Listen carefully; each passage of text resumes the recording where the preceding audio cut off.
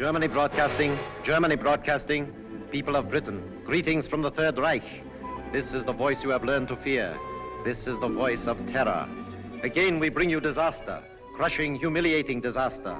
It is folly to stand against the mighty wrath of the Fuhrer. Do you need more testimony of his invincible might to bring you to your knees? Very well. Are you ready, operative number 7? This is the voice of terror.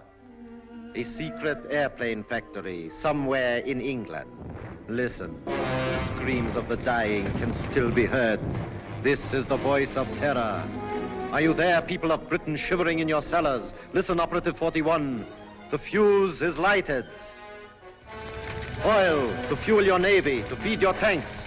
There it goes up in smoke by the millions of gallons. This is the voice of terror. Do you still believe that there are secrets unknown to the Fuhrer? Listen. Tonight at 7:10, an important diplomat boarded a train at a little station outside Liverpool. Each split second is accounted for. The rails divide. The train hurtles through the air. The diplomat will make no report in London. This is the voice of terror. Englishmen, do you still await your doom in your stupid, stuffy little clubs? It will come, I promise you. Operative 23, the time is now. We strike you on the high seas, as well as on the land. This is the voice of terror. Englishmen, the Fuhrer strikes you now as he pleases. Water pours through your greatest dam, smashing everything before it, even as our invincible armies roll toward their objectives.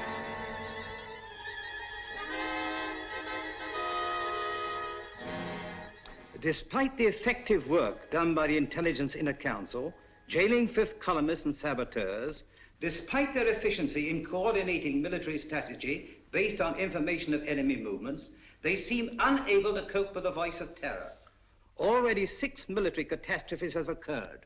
The unmitigated nerve of the press. Now they're attacking us. At last the fellow to kingdom come. If only we could keep this insidious stuff off the air. I'm not sure that I agree with you. What purpose would that serve? Well, the people wouldn't have to listen to it.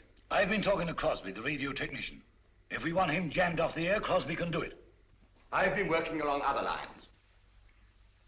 I've asked Mr. Sherlock Holmes to come here. What? Sherlock Holmes? This isn't a case for a private detective, it's a matter of state. In this emergency, we should take advantage of everyone's peculiar gifts. Mr. Holmes is the most subtle and extraordinary private investigator of our time. Are you intimating that the Army and Navy intelligence plus Scotland Yard are not equal to the occasion, Sir Evan? I'm sure they're equal to any occasion. They've done a marvelous job of lining up fifth columnists, saboteurs, and keeping us informed of the enemy's movements. But the voice of terror seems to have them stumped. Sherlock Holmes may have a new approach that will solve the problem. What's happened inside these walls has always been secret. We don't want any outsiders here.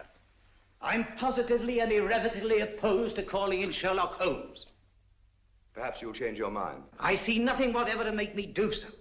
Prentice is right. For ordinary criminal investigation, Holmes is excellent, but not for this.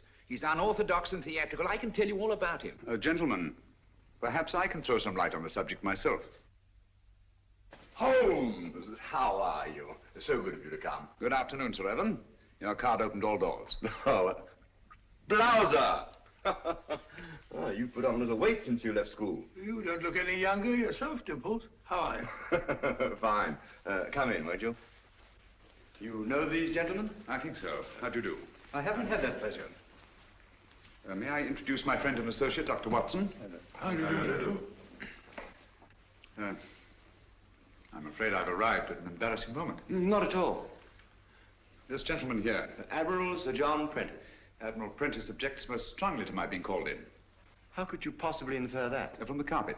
Carpet? A man who rises from his chair and digs his heels sternly into the carpet is violently opposed to something, and the Admiral, being quite distressed by the criticisms of the press, would be most apt to resent my intrusion. Well, you've just arrived from Seven Oaks. Yes, of course.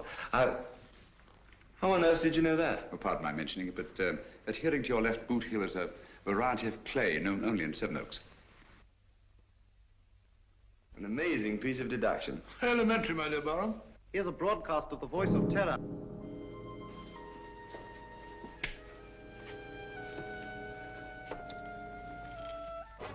Greetings from the Third Reich. Are you listening, stout fellows across the channel? Are you listening, you little body of incompetent men known as the Inner Council?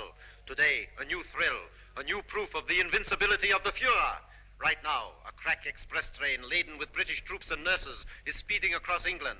In just one moment, it will leave the rails forever, crashing twisted metal, the cries of the dying. They can't. Now, They wouldn't dare. It's impossible. They couldn't have got on. the men are laughing, joking. That one in the third car reads a letter from home. It is the last letter he will ever receive. The train is rounding a curve. Its whistle is screaming. Farewell, it is saying. Farewell. You have just heard an exact reproduction of the way it sounds, the way it must actually be. The hearts of the German people bleed that innocent men and women have to be killed because your stupid war men... Shaw speaking. Have you any news of the Liverpool Express? Time and time again offered in peace. But if your blundering war cabinet cannot see that England is already lost, then it is our sacred German duty to prove it to them over and over and over until they are on their knees, begging, pleading, groveling for the exquisite mercy of our Fuhrer. Each night, the voice of terror will announce... Shut it a new off. death blow, struck Stop at the it. heart of England. Even as you listen, and you... I'm sorry. Do what you can, Holmes. This frightful thing has got to be stopped. His son was on that train. How did they find out about the truce? It was an absolute secret. Gentlemen, something must be done about this thing at once. Yes. First of all, then, the voice must not be blocked off the air. But he's a menace. All over the Empire, this horrible news is broadcast, blown up out of all proportions. The world is beginning to believe it. Even our allies are counting England out. People are frightened, panicky. The British people are not so easily panicked. It's dangerous, I tell you, to let this thing go on. Dangerous, yes, Captain Shaw. But we must continue to listen. What for? So that we can keep on guessing who it is? His identity is not important. The important thing is the purpose behind this campaign of terror. Purpose, indeed. Isn't it enough that our most secret plans are known? Our ships are being destroyed, our trains wrecked? I'm convinced that these disasters are only a prelude, a smokescreen, to cover up a more diabolic plan. And I intend to find out what that plan is. This council and Scotland Yard will give you all the aid you require. Thank you. Gentlemen, my connection with this case must remain absolutely secret. You understand that, of course. Why, certainly. You will let the council know at all times just what you're doing. I shall give you such information as I think wise to disclose in the interests of safety, both the public's and your own. The Inner Council has never shared its secrets with anyone. I demand that you keep us informed of your activities and progress. Come along, Watson. Mr. Holmes, I want to apologize for your rather lukewarm reception here. Well, thank you, Sir Evan. I'm used to the chilly atmosphere of high places. And of course, you recognize the importance of time. Quite. And results. Mr. Lloyd, I'm quite sure that Mr. Holmes can be trusted not to fail. He never has, you know. Thank you, Watson. The word is seldom. Goodbye, Sir Evan. Goodbye, sir. Goodbye, Barham. Goodbye, Watson. Well, shall we walk for a bit or take a taxi? I'm afraid we have no choice. Huh? No, Watson. I have a feeling that when we go out of that door, a girl will be waiting. A girl? What do you mean? A young lady whom neither of us has ever seen before will come forward to greet us. Holmes, now you're pulling my leg here.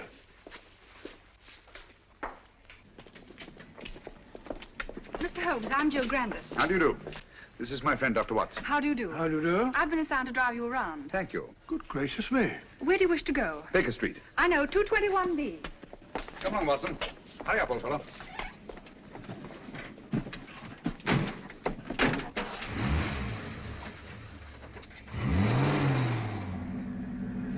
Holmes, the girl waiting. What an extraordinary thing. Elementary, my dear Watson. No, it's an amazing deduction. How on earth did you arrive at it? Barham told me. Huh?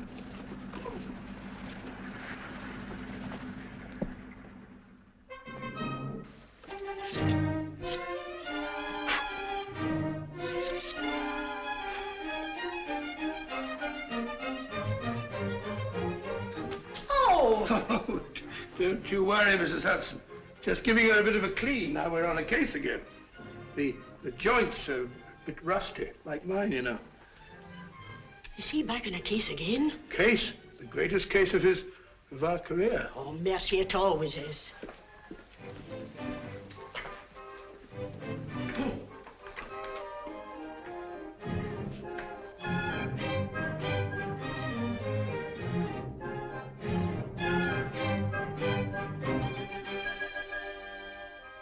Holmes.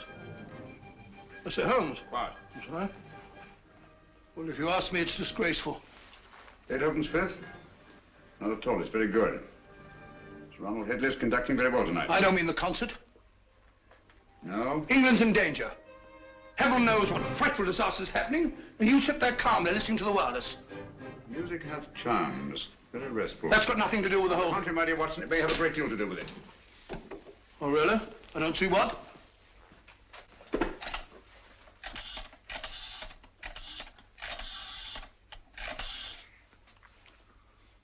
BBC request station, this is Sherlock Holmes. I understand you play recordings.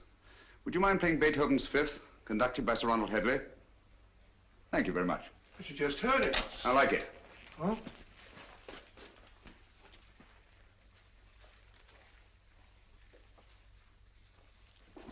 We've had a request for the Beethoven Fifth Symphony, played by the London Symphony Orchestra under the direction of Sir Ronald Headley. This is a transcription.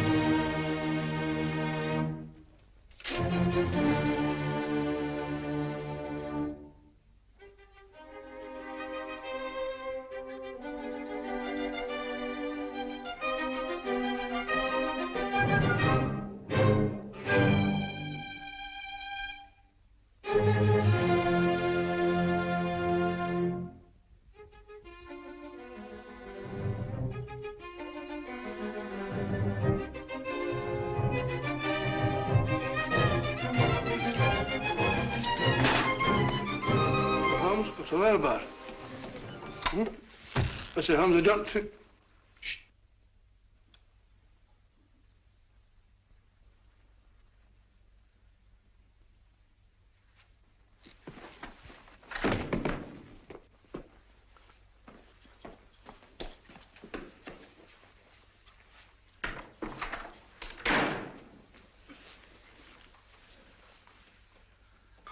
Mr. Holmes. Yes, Gavin? Christopher. Dead? Yes. It's been driven in with a lot of force. Watson, this is a warning. Warning? How do you know? I had sent for Gavin to get certain information, which you must have found there in the dark and sinister alleys of Limehouse. He came with his message, which someone doesn't want me to hear, someone determined and dangerous. What's the good of a warning of danger? You don't know from what or from whom? That we shall have to discover.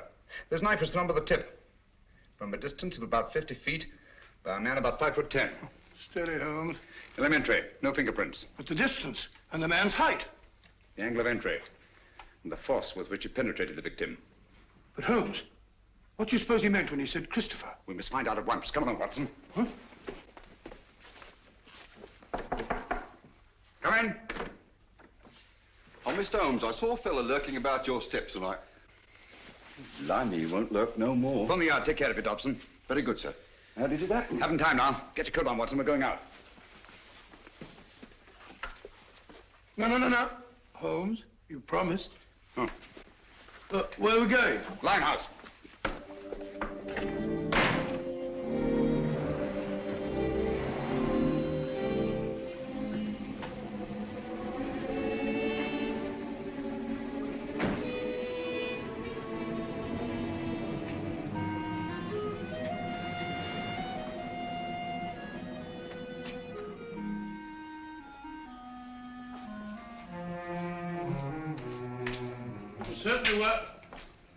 Certainly wise of you to let Miss Grandis go.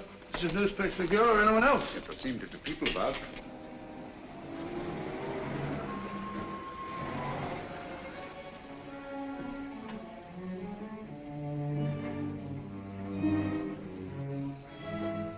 Even Miss Grandis.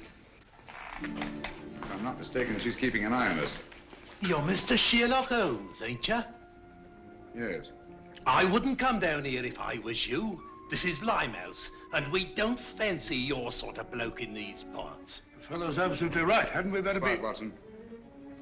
This is still a free country. A man may walk where he pleases. And live to regret it. Live, yes. Regret it, I think not. Step back. Come on, Watson. Unfriendly, what? Speak a break.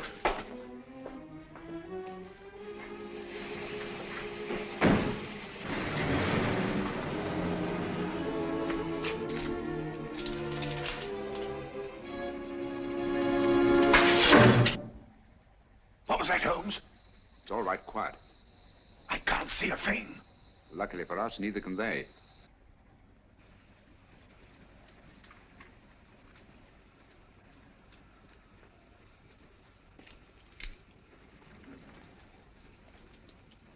Apparently, the enemy has found out that we joined forces with the government. What makes you think that? This knife, like the knife which killed Gavin, was thrown by a former habitué of the docks in Hamburg. It's a German knife. The knife throwers of Hamburg are extremely expert. Mr. Holmes, can't we come back in the daytime? Certainly not. I don't think we're safe. No one in the world is safe now, Watson. Least of all us.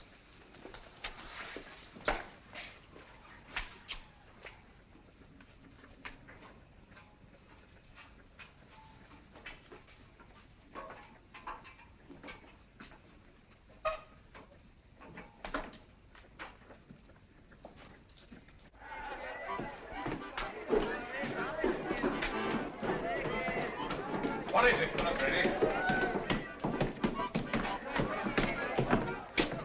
Don't tell me that you don't recognize me. Mr. Sherlock Holmes. I got a specially ugly lot here tonight. I'll take my chances. I can't keep you out, Mr. Holmes, but...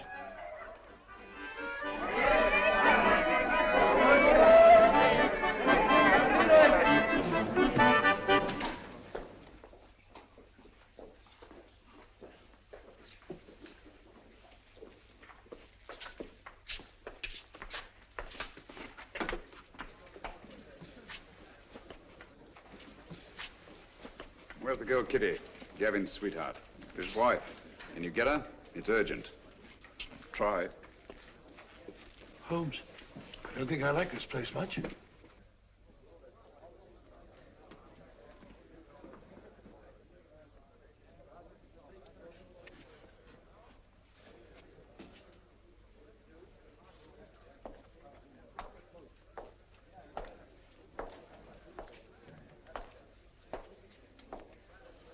Well, just sit here if you don't mind. I think you'll recognize me, Mr. Holmes, if you look hard enough. Camberwell. You've got a long memory. Like me. Tarleton murder, 1932. Of course, I sent you up. Mr. Holmes, don't you think we better be... Stow your gab. For 10 long years, I've been sitting down there in Dartmoor. For the old 10 years, one thing's been preying on my mind. Only one? Just one. Someday I'll be getting out of here, I kept saying to myself. And when I do, someday I'm going to come face to face with Mr. Sherlock Holmes. Now you are. And now I am.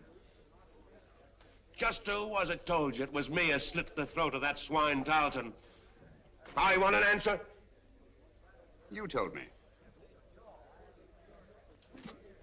Me? On the windowsill, you left 4 infinitesimal pieces of ash from a particularly revolting kind of tobacco that you were known to use. The knife blade was sharpened by a left-handed man. You signed your name to the crime. So that's what? Exactly. Very careless. Careless. It's criminal, I calls it. I ought to be shot. Perhaps someday you will be. You can put your revolver away now, Watson. Well, Holmes, you never know.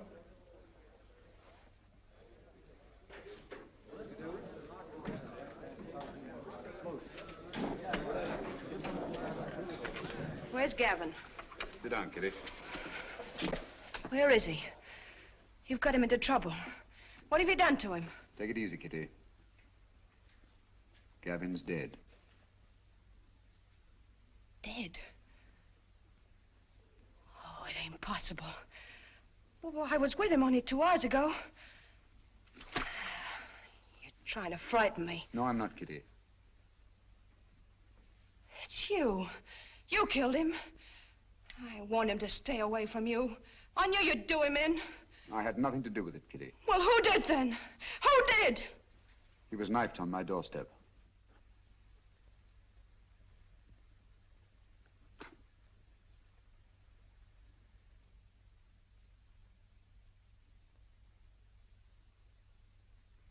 I'm sorry. I'm deeply in his debt. Before he died, he said one word. Christopher.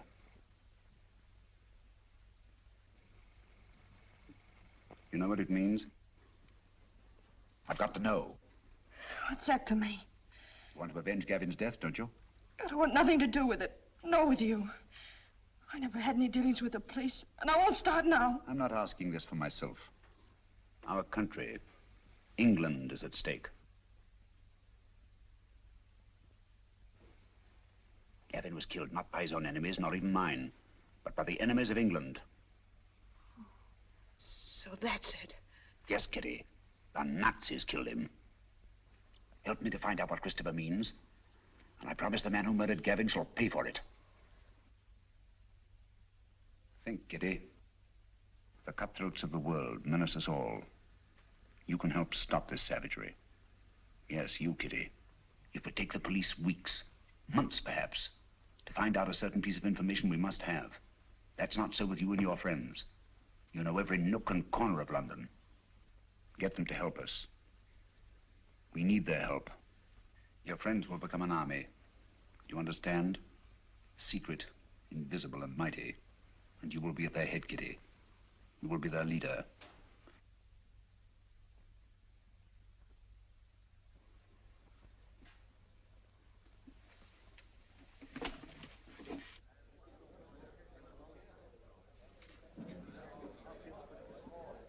Grimes, do you know what Christopher means?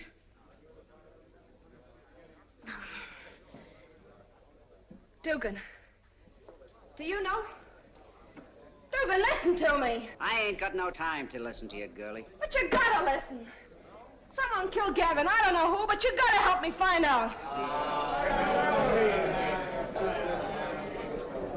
All right, don't help me then. Cut your own throats, that's what you're doing. Help me or help the Nazis? Sure, the Nazis killed Gavin. They might be your friends protecting them the way you are. Don't you know that all the crimes they commit are being blamed on you? Well, they are, and I hope you're hanged for them. You can have it. As for me, I'm British, and I'm proud of it. Nobody's gonna call me a Nazi and get away with it. Well, help me then. Tell me what Christopher means. Never heard of it. Well, don't anybody know? It's gotta mean something. Speak up if you know what it is. Let's have it. Don't mean a thing to me. You've been a creep in the corners all your life. Are you gonna sneak away at the very sight of a man like this and show him what coward you are? What are you afraid of? I'm not asking this for myself. England's at stake. You're England as much as anyone else's. Got no time to think about whose side we're on. There's only one side, England. No matter how high or how low we are. You, and you. We're all on the same team. We've all got the same goal. Victory! What do you want to know? Spread out all over London. But find out what Christopher means. We'll find out. No fear about that. Thank you, Kitty. Well done, my dear. Shaw speaking. Yes, Miss Grandis. That checks with my report. No, Miss Grandis. Sir Evan hasn't arrived yet. Yes, thank you. Miss Grandis reports that Holmes spent some time at the Air Ministry today. That checks with my information. Last night a murder and a session in Limehouse. I wonder what the fellow... He's here now. I don't think I need to report on my activities, gentlemen. You must be fairly well informed. We have our methods, Holmes. It only remains for you to show what's been accomplished. All in good time, Mr. Lloyd. Good evening, gentlemen. Good evening, Sir Evan. What's the matter? You look pale. Oh, it's nothing. Barham, your hand. Let's have a look at it, Barham. Oh, it's really nothing. Just an accident. What sort of an accident? Some fella took a shot at me, just as I was leaving the house. Took a shot at you? It's only a scratch. Ugly thing to happen. Have you any idea who it was? No, I haven't. He popped up out of the bushes, just as I was getting into my car. Fired once, then disappeared. What do you make of it, Watson? Bullet wound. Congratulations. This is a matter for the police. Oh, no, please. I can never identify him. Let's forget it. Captain Shaw.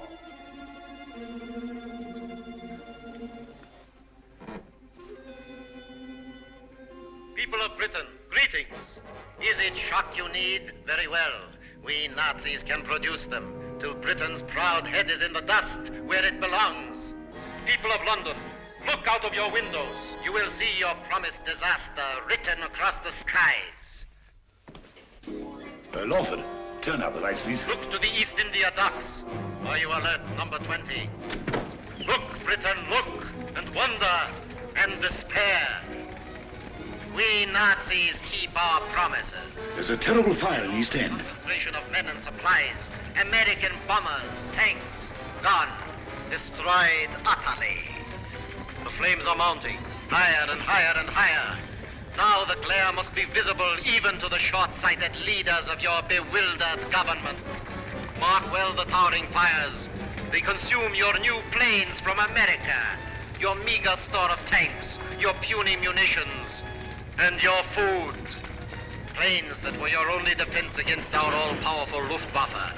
Tanks and munitions that you prayed would hold against the magnificent 50-ton German land monsters, which will soon be crashing through your very houses. Food. Desperately needed morsels you...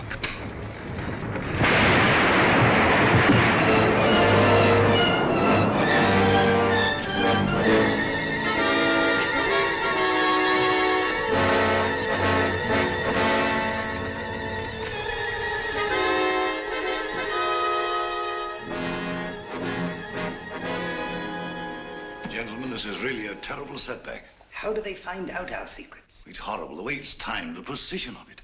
It's not so precise. Almost precise. What do you mean? I should call it exact. No.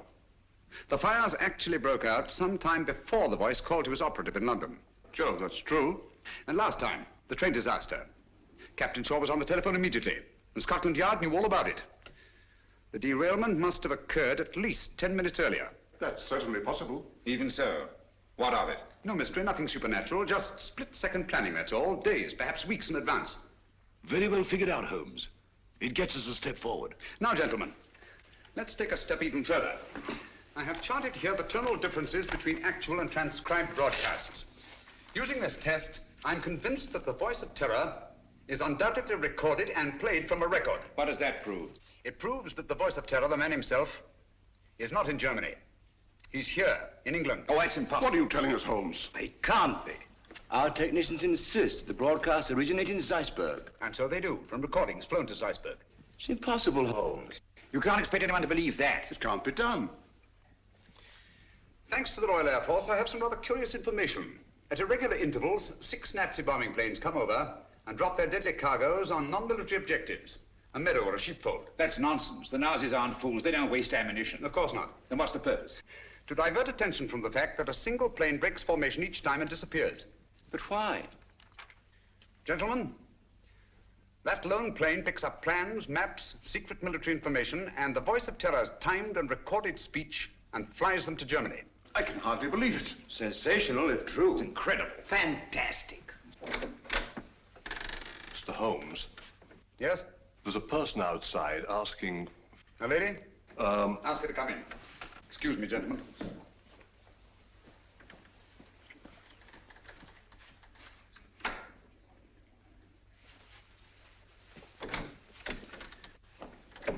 Gentlemen, I must leave at once. Where are you going? That must remain a secret, even from this council. I object to this, Mr. Holmes. You're here against my wishes. Since you are here, I demand to know what's being done. As I've already told you, Mr. Lloyd, I shall report to this council at the proper time. And so, gentlemen, until we meet again, as I hope we will, take no unnecessary risks. We're all in grave danger. Come along, Watson. Coming.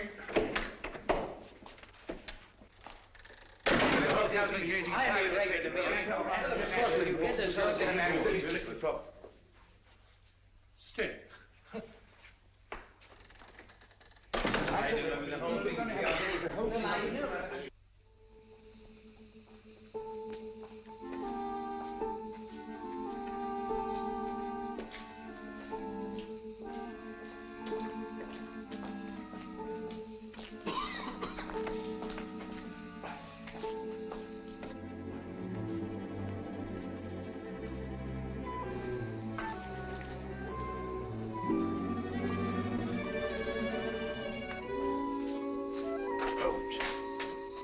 being followed. Yes, I know. It's Lloyd. Lloyd? How do you know? He's so obvious about it.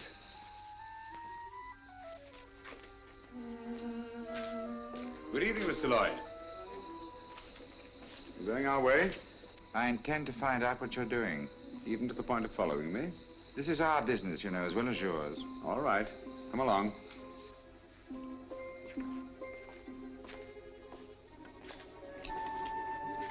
This is the place. Seems deserted. It's been deserted for years.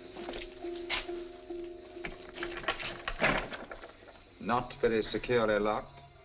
Fortunate, isn't it?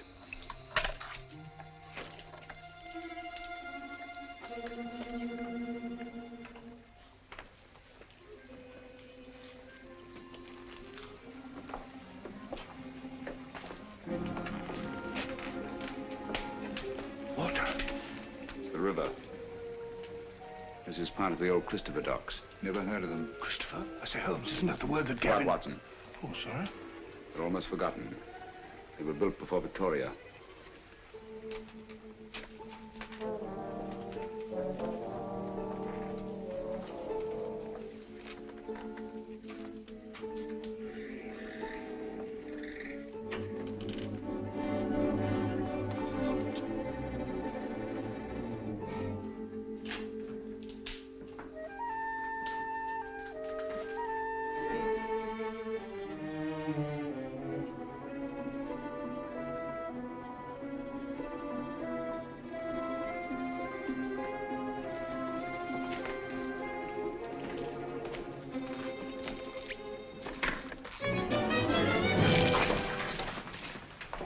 Red.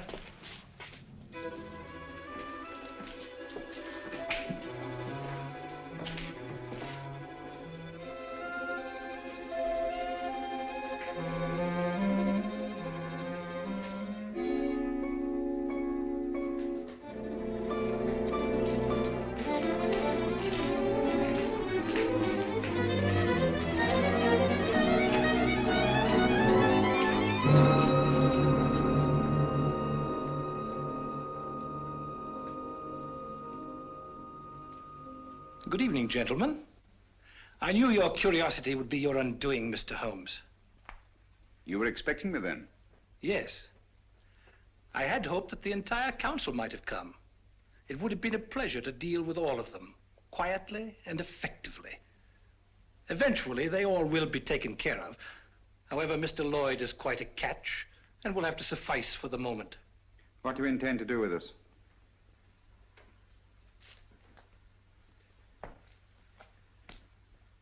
Were it not that time is so pressing, we might first put you on trial. On trial for what? Crimes against the Third Reich. Misguided efforts to wreck our inevitable victory. Mr. Lloyd, your super-British patriotism, your blundering but sometimes effective intelligence efforts are well known. We have quite a score against you, which will be settled. Dr. Watson. A fair physician, no doubt, but of no consequence. To our stupid British minds, every life is of consequence. A quaint notion of an even quainter nation. We are not like that.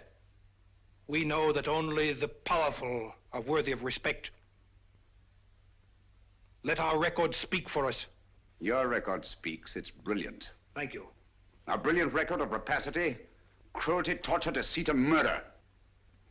Murder?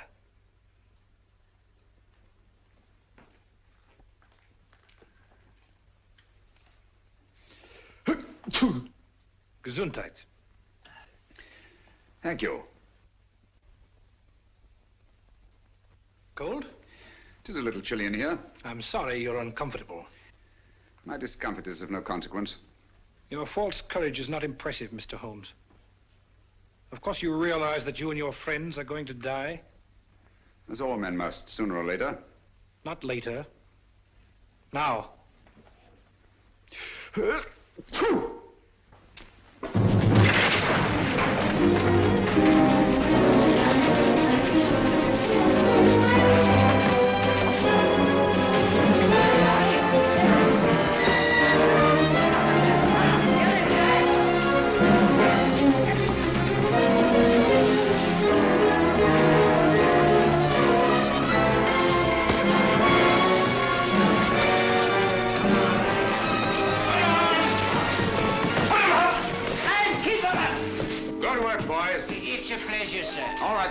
Line him up there against the wall. Come on, get back again. Come on, get back.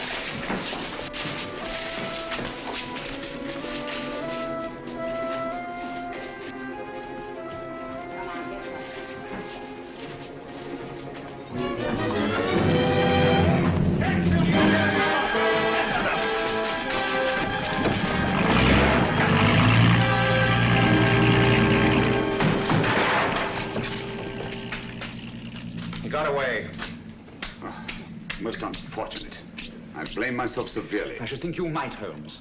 If you hadn't been so stupidly mysterious, allowed Scotland Yard to give you adequate protection, the man would never have escaped. No, he never would. Most regrettable. Gesundheit.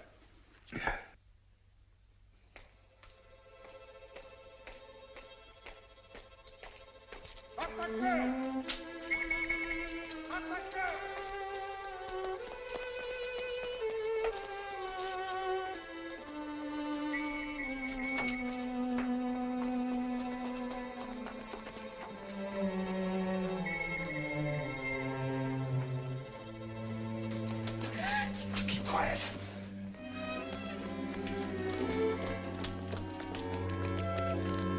Hands off. You fool! Do you want to bring the whole force in here?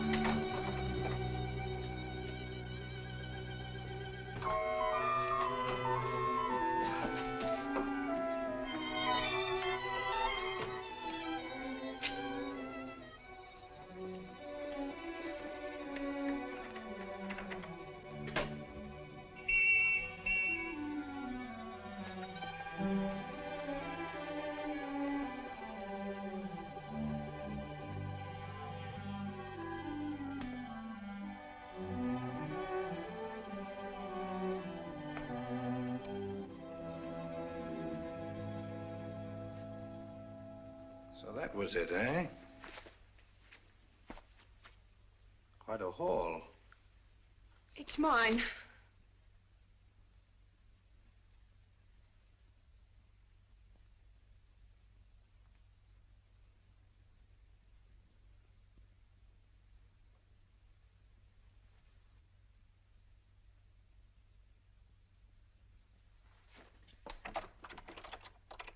Go ahead. Your friends, the police, are undoubtedly still out there.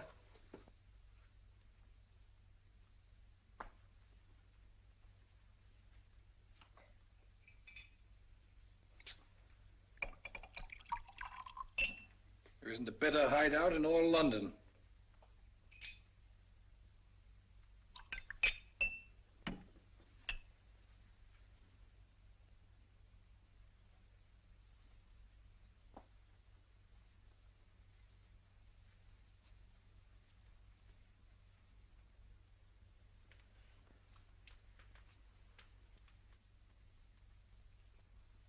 This'll quiet your nerves.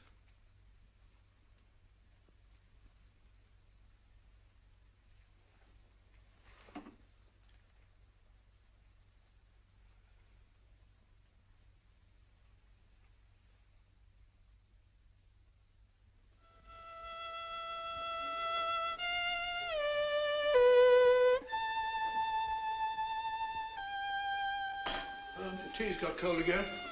You've been playing that thing all the afternoon? Fiddling while Rome burns. Hello, what's this? General J. Lawford, KCB DSO, and Captain Roland Shaw, MC, who today narrowly escaped being struck by a falling wall in a bombed area. Lawford and Shaw by a falling... Holmes, you don't think that... It was not an accident. Good heavens. Holmes, that sinister-looking fellow, what's his name? Meade. If only he hadn't got away. Yes, difficult as it was, I managed to let him escape. You let him escape, but great Scott, man. He was about to kill us. He may even yet. I don't understand you, Holmes. It's my theory that this chap Meade is the arch criminal, that he's behind the whole thing. You're absolutely right, Watson. Except for one thing. Oh, I'm wrong. Have you observed that a highly secret military plan is thwarted by each of these disasters? Yes, I have. Now that you mention it. Watson, there's a leak. A leak? You mean in the council? But Holmes, that's impossible. Anything is possible until proved otherwise. See who are in the council. Lawford and Shaw. They're above suspicion. Their record proves that. Anyhow, they were attacked. Unsuccessfully. There's Prentice. Would he kill his own son? Doesn't seem likely. And yet the boy is dead. Barham, of course, brought you into the case. So it's quite obvious that he wants it solved. Most patriotic of Servant Barham. Yes, he's a great fellow. Paid wing 3/4 for the school my last term, so I can vouch for him. Besides, he was attacked too. Shot at. So I gather. How about Lloyd? No, it can't be him. Meade was going to kill him as well as us. By the way, he's a brave fellow, Lloyd. Did you notice that he didn't turn a hair? Very composed. Come in. Mr. Holmes? Yes, Kitty? I think now we'll be able to get some information from Mr. Meade.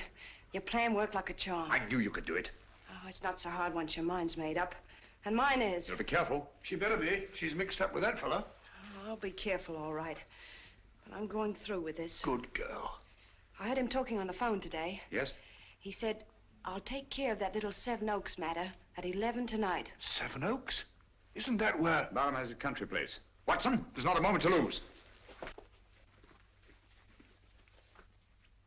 If I find out that Meade did kill Gavin, I'll... If so, he'll be punished. I warned you no one was safe with that fellow at large. Now he's after Barham. Yes, I only hope we're in time. Come along, Kitty. I'll get you a taxi. Thank you, Mr. Holmes.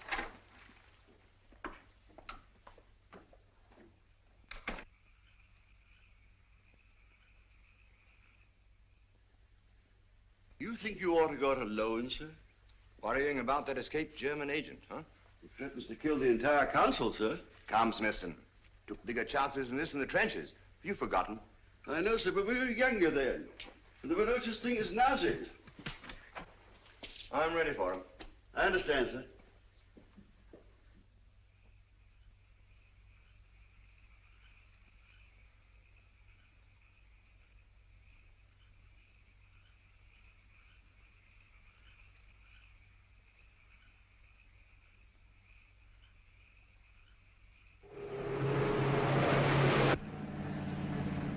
Driven to Evan down here before, of course, Miss Grandis. Quite often. He comes down whenever he can. He's a local air raid warden, you know. Likes to get away from the excitement occasionally, eh? Yes. It's so very quiet here. Quiet and remote. Away from everyone.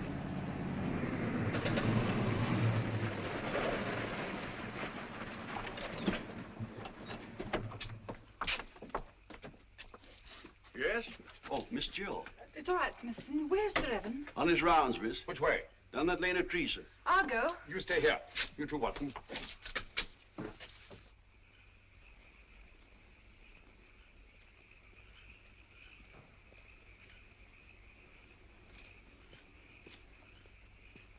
Hello there, Barham.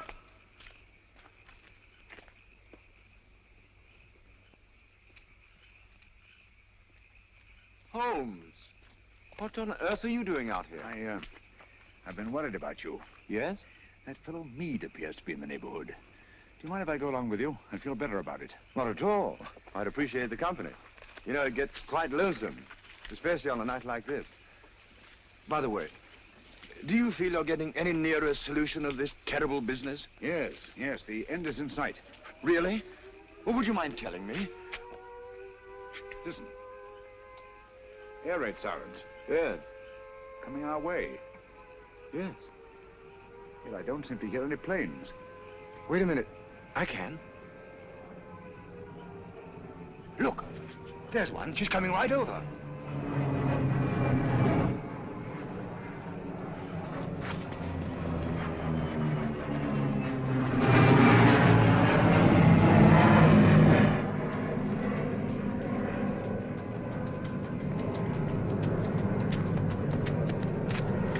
There she is. How's theirs? Theirs.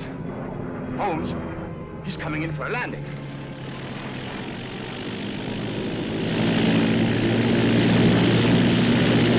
The swine. That's the pickup plane. The voice must be here, close by. Then we've got him.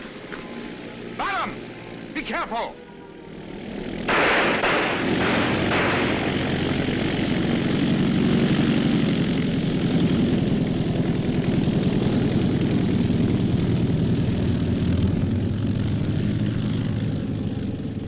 I can't understand you, Holmes. Why didn't you help me? We almost had him. You're too impatient, Barham. My patience is exhausted. This has got to stop. Thought you'd have solved the whole thing long before this. What happened? Was that a Nazi plan? Yes, I saw the filthy swastika myself. Great Scott. Took a shot at him, but he got away. And me, it also got away. Well, I better go and report this. You'll go with you. Come along, Watson. You needn't bother. I can take care of myself. My dear fellow, there's no use taking chances. I'm afraid you're a marked man as long as Meader's at large. Come on.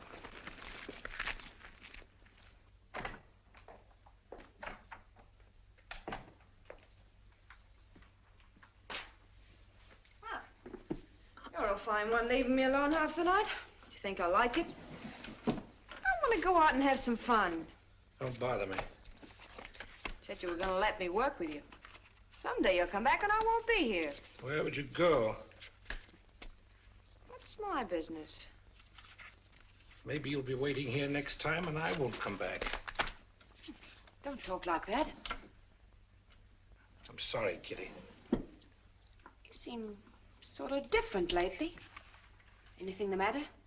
Maybe the next time you see me, I'll be in a position of authority, of power. No longer hiding in the dark. Giving the orders, not taking them. What do you say to that? You're drunk. Drunk? Yes. When I was a boy, I dreamed a dream. I was dressed in armor, shining blue-gray armor. I rode on a horse through the streets where the people cheered, hailing me. I rode over the bodies of underlings, prostrated before me. Their blood ran out along the gutters like a river.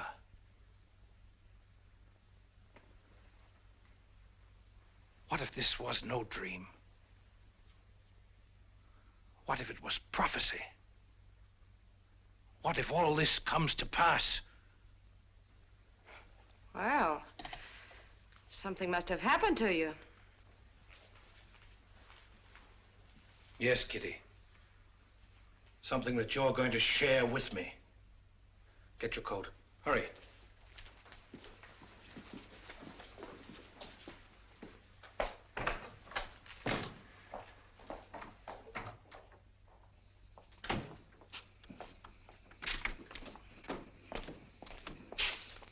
Right, you. Got plenty of petrol? Enough. Start driving.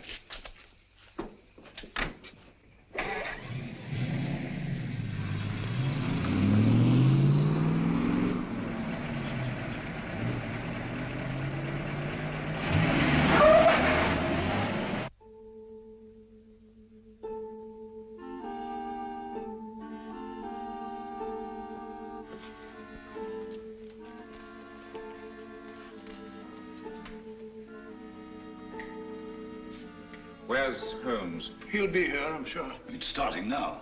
Here he is. You're almost late. I had to go to Downing Street. Good evening, ladies and gentlemen. Your favorite broadcaster, the voice of terror, coming to you from Zeisburg. Tonight, I have something special for you. Where are you weakest, you weakening people of Britain? Consider well. Is it lack of food? Is it your stodgy leadership? Faulty ammunition? Scarcity of shipping? Lack of raw materials? Do you know that despite all your great efforts, your coasts are inadequately defended? Especially one coast. And there we shall strike. Swiftly, terribly. Tomorrow at sunrise. In a special broadcast at that time, I shall describe the carnage. Turn it off. What does he mean? What kind of threat is this? Remember, all our reports for the last few weeks have indicated abnormal enemy activity on the coast of Norway. That means an attack in force on our northeast coast. Then that's where we must concentrate all our forces, immediately. They'll never bring it off now that we know. This time the voice is boasting. Perhaps, but so far he's made good his boasts. What have you done to stop it? Shilly-shallying about while these crimes continue? This is the last straw. We must prevent this all-out attack at any cost. Sir Evan's right. All our available resources must be rushed to meet it. Withdraw material from elsewhere? If need be, yes. This calls for action, and lots of it.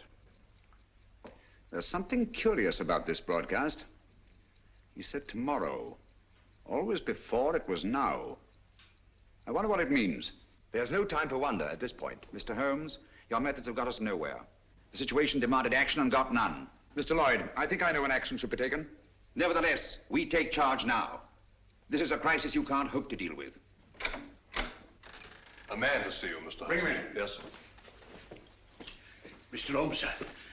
Last night I trailed Kitty and the fellow Mead. Yes? They went to a place near a bomb village on the coast, sir. North? No, sir. South. South? Why didn't you come sooner? Motor trouble, sir. Just got back. All right, it can't be helped. Stand by until we need you.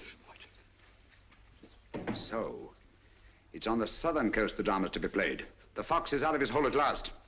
Mead has led us to the voice of terror. Gentlemen, we must set out at once. Are you mad? What sort of a wild goose chase are you suggesting? It's ridiculous. It's time to put a stop to this.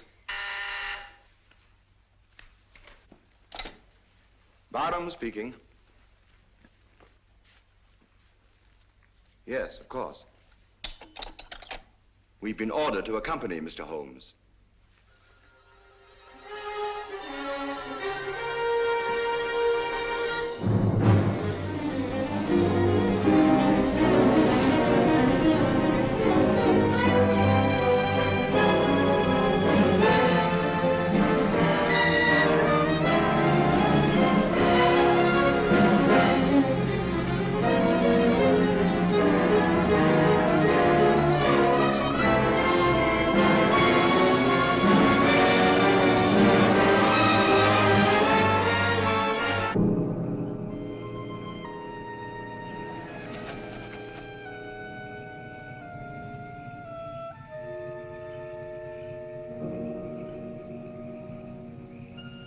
Major Harrison, Mr. Sherlock Holmes. Good evening, sir. All the arrangements have been made. Splendid. And that church up there? Yes, sir. All right. Let's go, gentlemen.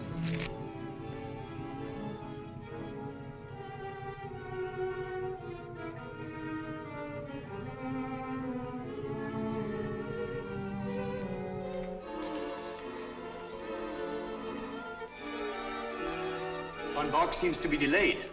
He'll be here, never fear. You all understand your objectives. Sheila! Sheila! Yes, sir.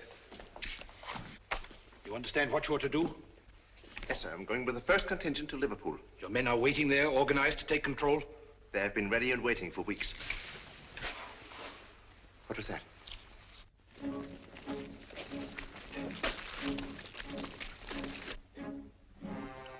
When the world is changing, it is natural to be on edge. Merely owls or perhaps wood rats. No, it sounded like... Sheila. Yes, sir. Go on. City of Croydon and Croydon Airport. All is prepared. You go. Birmingham, where I used to slave in the factories, but not anymore. The day has come at last.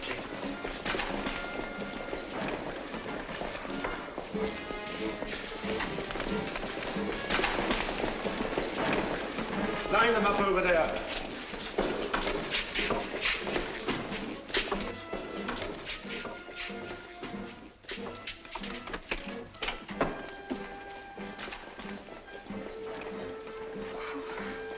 Mr. Holmes.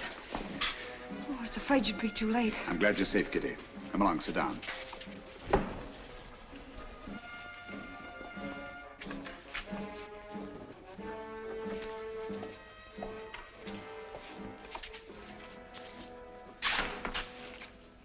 Gentlemen, when Mr. Mead and I last met, he wished he could put us on trial.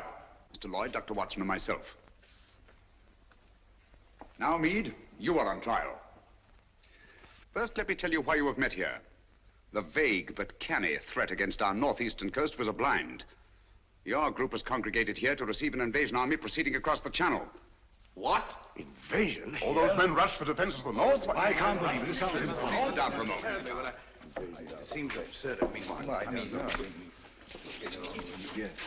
At the head of this mighty force, the victim chosen, The faithful were to proceed to various centers of our country and take up positions of authority. And we shall, do you understand that? Unfortunately for you, that is not to be. We're held, yes.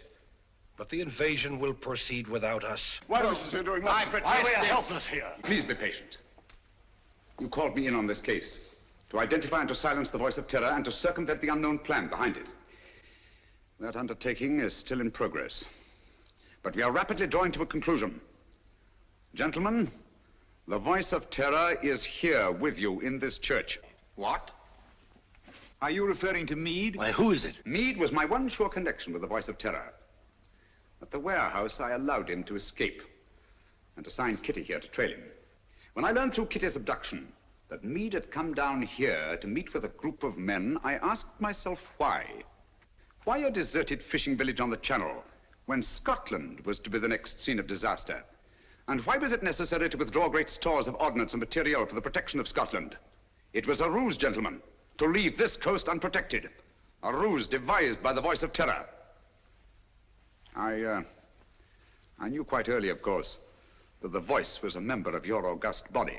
You dare to insinuate that one of us... If this is meant to be humor, it's very ill-timed. German agents knew I was on the case the very night I was called in. How did they know this secret? One of your counsel informed them. There were attempts made on the lives of all of us. But the attempt made on the life of one of your members was entirely unsubstantiated, resting on his word alone. One member whom I went to the country ostensibly to protect, actually to surprise. This member fired on the Nazi pickup plane, not in rage as he pretended, but to warn and frighten it away. That was very clever of you, Sir Evan. Sir Evan? I can't believe it. Sir Evan couldn't be implicated in a thing like this. What's Sir Evan got to say? Let me congratulate you, Mr. Holmes. You admit this outrageous accusation? There's been treason before, but this is beyond belief. Treason is not involved. Sir Evan Barham is not Sir Evan Barham. What are you talking about? In March 1918, Lieutenant Evan Barham was a prisoner in a German prison camp. There, his amazing resemblance to a certain Heinrich von Bock, a brilliant young member of the German Secret Service, sealed young Barham's fate. One morning, he was taken out and shot, murdered in cold blood. Then this man is Heinrich von Bock, who has been masquerading in Barham's place for the past 24 years. You see, gentlemen, the Germans plan well in advance. It's incredible. How could a thing like this happen? Barham had no immediate family. The details of his private life were avidly studied by von Bock, who was 3 years at Oxford and had a perfect knowledge of the English language and English habits. So, with possibly the help of a little plastic surgery, not forgetting the considerable resemblance to Barham in the first place, the deception was carried through. Very clever, Mr. Holmes. I must say, Holmes, this is positively amazing. What made you first suspect Barham? The real Sir Evan Barham carried a scar from childhood. This one is about 20 years old. A detail, but significant. I can't believe it. It was Barham who insisted on your being brought into the case. A colossal piece of egocentric conceit. One to match your own, Mr. Sherlock Holmes. Of course I brought you into the case. To see your weak and silly handling, to watch you fumble and lose it. Are you too stupid to realize that this group is but a small part of our organization? We have men stationed all over England, ready to take command. They never will. They were all taken exactly at dawn, just as you were. So now we are trapped, huh? No, gentlemen. It is you who are trapped. Listen. Even now our Messerschmitts are roaring overhead, the vanguard of the invasion. Why are they not routed? Where are our boasted anti-aircraft guns? They are silent. Our little ruse was entirely successful. The coast has been stripped of its defenses. Preserve your vaunted British vanity as best you may in this your hour of most humiliating defeat. You have not captured us, my friend. We have annihilated you. Do you really think us so blind that we would strip this coast of defenses because of a voice on a phonograph record? The council was deliberately misinformed about moving the defense forces. You are trying to save your face. Look, if you think I'm lying.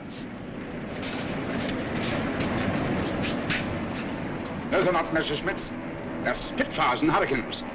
Returning from blasting your invasion forces, destroying men and barges by the thousand. Look further, Von Bock. Look below. Commandos, tanks, slipping away now that your invasion force has been destroyed to bring ruin and terror to your people.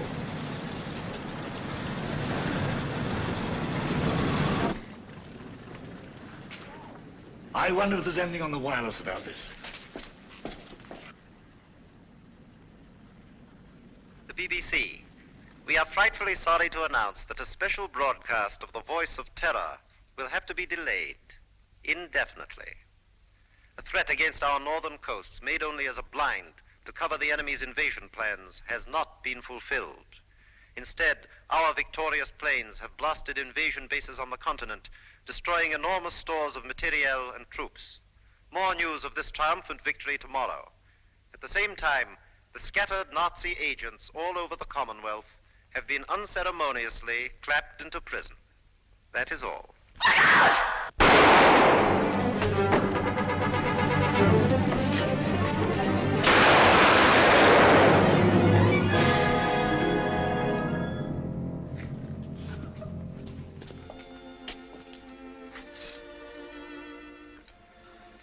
This girl merits our deepest gratitude.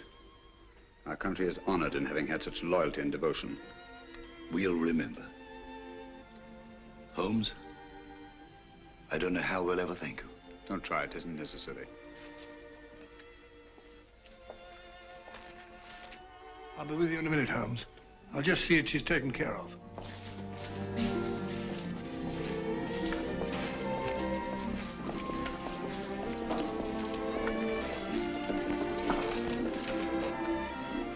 I always did think that chap was an imposter. Barham was a good fellow. Played wing three-quarter for the school.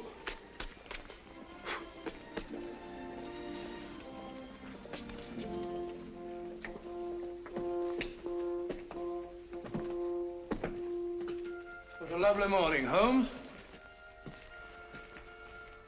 There's an east wind coming, Watson. No, I don't think so. Looks like another warm day. Good old Watson. The one fixed point in a changing age. There's an east wind coming all the same. Such a wind has never blew on England yet. It will be cold and bitter, Watson. And a good many of us may wither before its blast. But it's God's own wind nonetheless. And a greener, better, stronger land will lie in the sunshine when the storm is cleared.